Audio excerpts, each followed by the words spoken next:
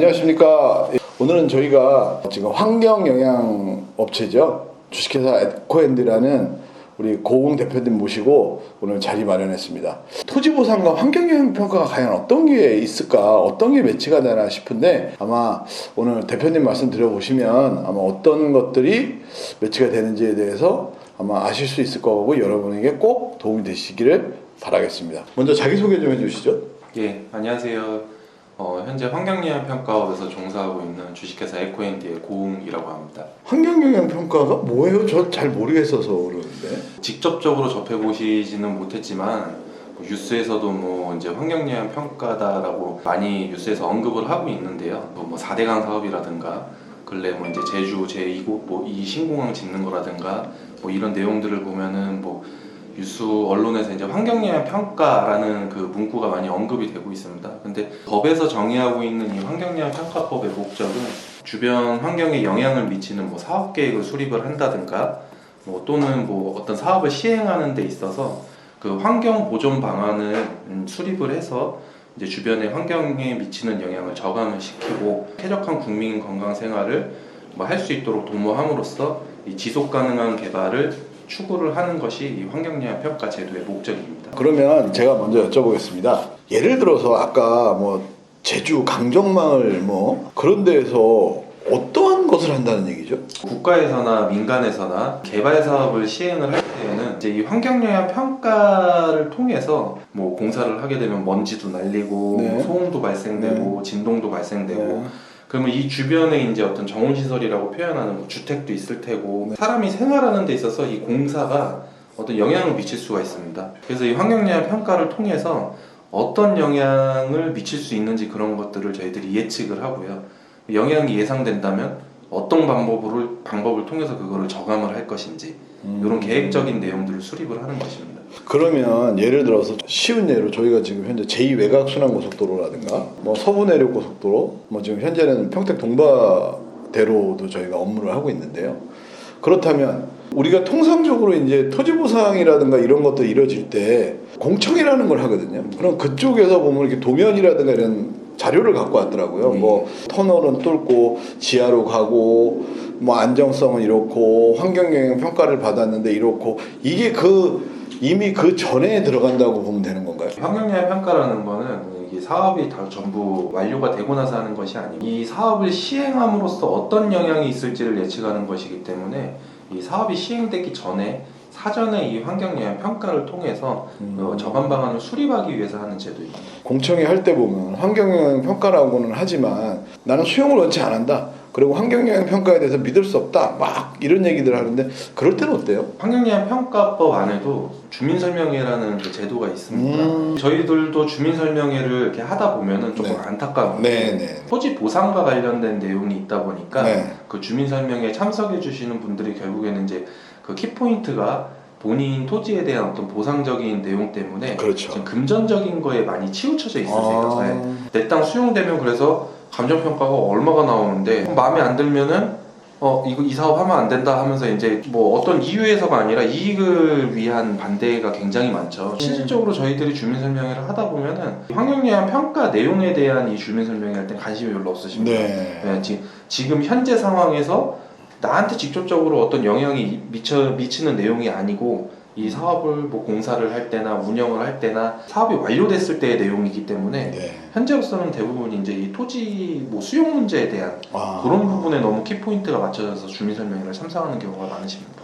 혹시 그러면 저희가 아파트의 진동이라든가 이런 부분도 혹시 보상이 이루어질 수 있나요? 어떤 한 스팟에서 이제 사업을 시행을 한다라면은 이 사업을 공사를 하거나 운영을 할 때 반경 몇 메타 이내까지 영향을 미칠 수 있는지를 그 구역을 설정을 해서 예측을 하는데 환경영향 평가를 진행을 하는 데 있어서 법적 기준을 초과를 한다든가 또 어떤 그 영향이 예상이 된다라면은 그 영향이 있는데도 불구하고 환경부라든가 내용은 협의를 내주지는 않습니다. 그래서 이제 일반적으로는 그 저희들이 영향 예측 지역을 설정을 했을 때 그 안에 들어오는 어떤 시설들에 대해서는 전부 법적 기준이라든가 사람에게 미치는 영향을 최소화시킬 수 있도록 저감 방안을 수립을 해야 되는 상황이고요. 이제 그 외에 뭐 이 영향 예측 범위 안에 포함이 되지 않아서 이거 어떻게 막 피해 입고 있다 어떻게 보상할 것이냐 이제 이런 뭐 분쟁들이 발생을 하고 있는 것은 사실입니다. 근데 이게 사람이 체감적으로 느끼는 거랑 저희들이 이제 기술적으로 현장에서 측정을 하고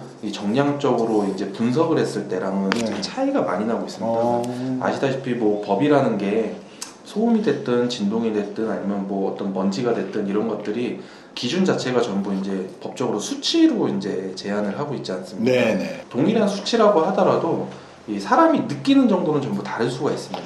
제가 그 말씀을 왜 여쭤봤냐면 지금 뭐 유튜브에도 많이 나와 있지만 수원 고색이죠, 고색. 집들이 그 지하를 하고 있거든요.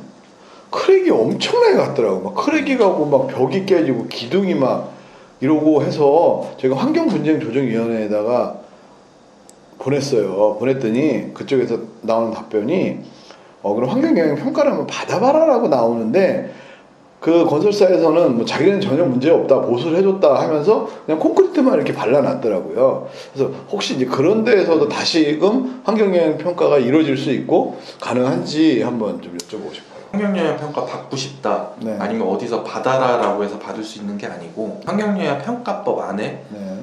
어떤 사업을 어느 정도의 규모로 할 때 이 사업은 환경영향 평가를 실시를 해야 된다는 게 법으로 다 정해져 있습니다. 자의에 의해서 환경영향 평가를 받고 싶다라고 해서 네. 받을 수 있는 상황은 아닌 거고요. 그럼에도 불구하고 뭐 네. 상당히 그렇게 크랙이가 있고 하던데. 그렇죠. 그런 내용에 대해서는 정상적으로 네. 민원을 제기를 할 수 있는 상황이고요. 이 환경영향 평가 제도 자체가 네. 어떻게 보면 민원을 최소화하기 위한 그런 취지가 큽니다. 뭐 이런 영향이 있는데 이 영향을 어떻게 저감을 해서 이 사업을 시행을 할 것이냐라는 계획을 수립을 해놨기 때문에 그런 계획을 수립을 해서 환경영향 평가 협의를 득했는데도 불구하고 주변 지역에 그런 피해가 발생을 하고 있다라고 한다면은 정상적으로 민원을 제기를 하시면 되고요. 또 민원을 제기를 하시게 되면 1차적으로는 일단 공사 중지 명령이 떨어질 것입니다. 그 민원 피해가 해소가 되어야지만 다시 공사를 재개할 수 있는 그런 제도가 마련이 돼 있습니다. 저희 보면은 그런 것 같아요. 아파트나 저희 뭐 옆에 빌라를 짓거나 할 때 보면 핸드폰으로 막 데시벨 재고 막 이렇잖아요. 네. 그거 과연 효과가 있나요? 뭐 예를 들면은 이제 뭐 어떤 소음 피해를 입고 있어서 내가 피해를 입고 있다라고 해서 이제 뭐 어플로 소음도 측정하고 요즘에 보면 이제 층간 소음 분쟁 때문에 핸드폰을 바닥에 놓고 뭐 진동이 이렇게 울려서 층간 피해 소음을 보고 있다 뭐 이런 얘기들을 하시는데 그런 어플들이나 뭐 개인이 뭐 구매를 해서 사용하는 장비들 이런 것들은 그냥 개인 편의를 위해서 사용을 하는 장비들 뿐이고요. 저희들이 환경영향 평가를 할 때 뭐 예측도 하지만 예측을 위해서 가장 먼저 필요한 선행되는 게 이 현황입니다. 현황. 현재 소음도가 어떤지, 현재 진동도가 어떤지, 그 다음에 이제 어떤 피해를 입고 있는 상황이라고 했을 때 그 당시의 거를 또 측정을 해가지고 비교를 해서 얼마나 피해를 입고 있는지 예측을 하는데 이런 것들은 이제 공신력 있게 이 데이터를 활용을 하려면은 정상적으로 법에 의해서 등록돼 있는 그 측정 대행 업체들이 있습니다. 대행 업체 같은 경우는 거기에 맞는 시설과 장비, 인력을 또 갖춰야 되는데요. 모든 환경영향 평가 업체들이 이런 실험실을 보유를 할 수 없기 때문에 측정 대행 업체와 대행 계약을 체결을 하는 경우에는 실험실을 보유하지 않고 그 측정 대행 업체가 이제 그런 업무를 수행할 수 있게 이제 재대행을 할 수 있게 법으로 정해져 있습니다. 그래서 이제 그런 업체들이 활용하는 그런 장비들은 본인들이 그냥 관리하고 뭐 레벨을 맞춰갖고 임의대로 하는 게 아니라 그 국립환경과학원을 통해서 그 정기적으로 정도 검사라는 걸 시행을 하고 있습니다. 쉽게 얘기하면 보정이죠. 저희들이 체중계라든가 뭐 이런 저울 같은 것도 제로 눈금을 맞춰놓고 무게를 재지 않습니까? 그래서 어떤 측정하는 장비들은 무조건 이 제로 베이스가 잘 맞아야 측정 데이터가 공신력이 있기 때문에 정도 검사를 통해서 잘 관리되고 있는 장비를 운영하는 그런 측정 대행 업체를 통해서 나온 데이터들이 공신력이 있습니다. 그러면 저런 것들 혹시 한번 여쭤보겠습니다. 저희 같은 경우 보니까 고속도로가 생기고 나서 우유소가 유산이 되고 막 그 유량이라 그러죠? 젖소가 유량도 감소가 되고 고속도로에서 큰 차들이 한번 그렇게 턱 있잖아요. 꽝꽝 때리니까 소들이나 이런 동물들이 상당히 전에보다 불리하다고 해야 되나? 그런 것들이 감소하더라고요. 그렇죠. 스트레스로 인해서. 그런 것도 환경영향 평가에 해당이 되나요? 가장 기본적으로 들어가는 내용이고요. 아까 얘기 드렸다시피 이제 어떤 영향이 예상되는 범위 네, 설정을 네. 해서 저희들이 예측을 한다고 네, 했는데 네.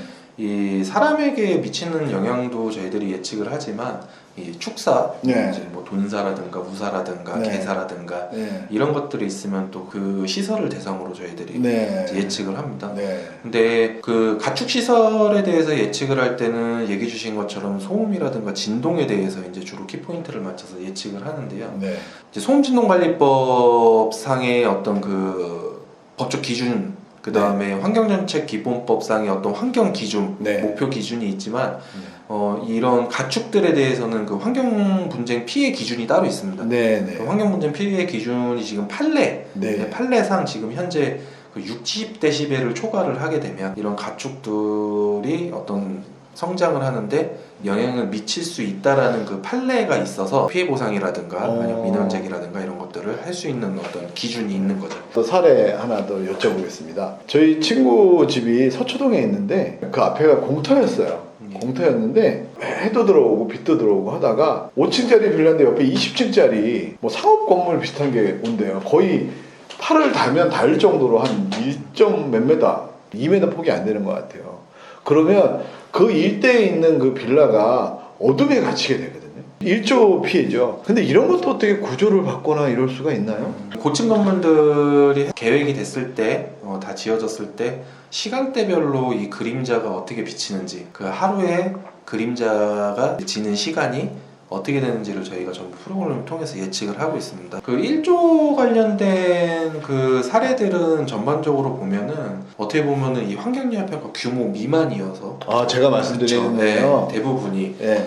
나한테 피해를 주는 저 공사 현장이 네. 뭐 이렇게 크지는 않을 겁니다. 네, 네. 그러다 보니까 환경영향 평가를 수행하지 않았던 네. 그런 사업들이 이제 어떤 검토가 되지 않다 보니까 네.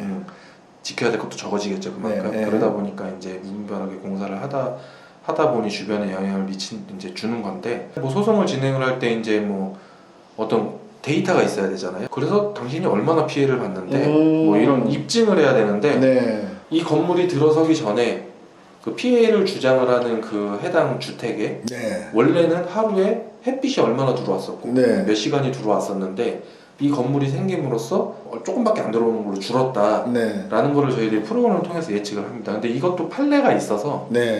지금 그 피해를 입는다라는 기준으로 아침 8시부터 네. 오후 4시 이 사이에 연속해서 2시간 이상 햇빛이 들어오느냐, 예. 또 연속해서 2시간이 아니라면 네. 8시에서 오후 4시까지 총 4시간 빛이 들어오는 시간의 합이 요걸 기준으로 판단을 하고 있습니다. 그래서 이제 하루 동안 연속해서 2시간 햇빛이 들어오거나 예. 총 햇빛이 들어오는 시간의 합이 4시간 이상이 될 경우에는 네. 그 판례가 있어서 네. 피해를 본다라고는 할 수는 없습니다. 그러면 혹시 그로 인한 피해를 뭐 보상을 받으시거나 이런 분들에 대한 뭐 경험이 있으신가요? 1차적으로는 그 이제 민원인 분들이 어떤 민사적인 소송을 진행을 했을 때 네.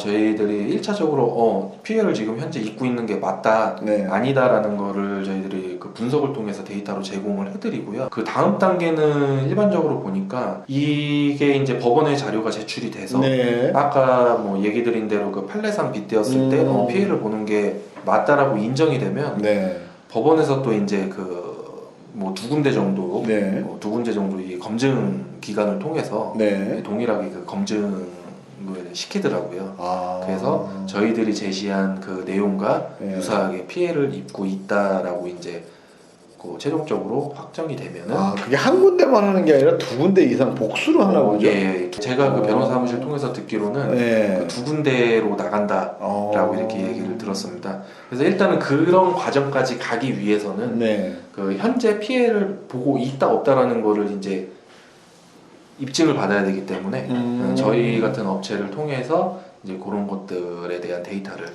이제 요구를 하시는 거죠. 아,